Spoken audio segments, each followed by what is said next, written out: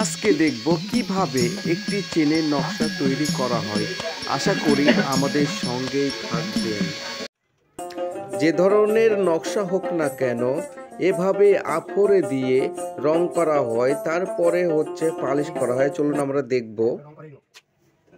সীতাহার এবং দুলগুলো এভাবেই আফোরে দিয়ে চটকা মারা হয়। চলুন আমরা ভালোভাবে দেখে আসি কিভাবে একটি পরিপূর্ণভাবে পালিশ করা হয়।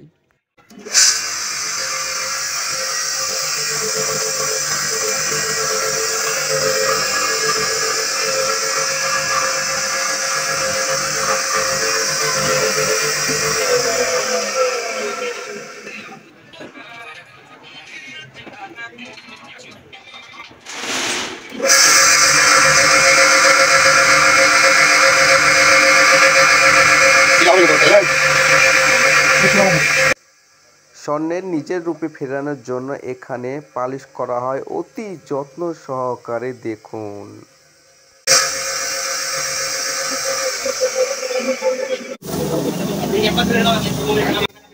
স্বর্ণ যে রংটি রয়েছে নিজের রূপে ফিরিয়ে নিয়ে আসার জন্য এই মেশিনটি ব্যবহার করা হয়।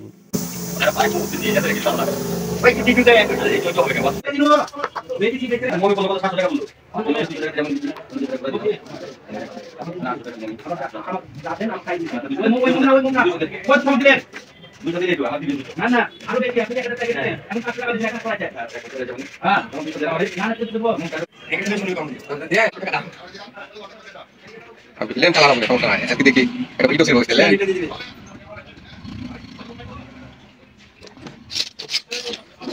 ছেড়েছিল কাজ আমরা দেখি ক্লাসে মাথা থেকে আমরা ছেড়ে খালি করে সমস্যা হয়েছে দেখাবেন আপনাকে এটা কি দেখাবেন।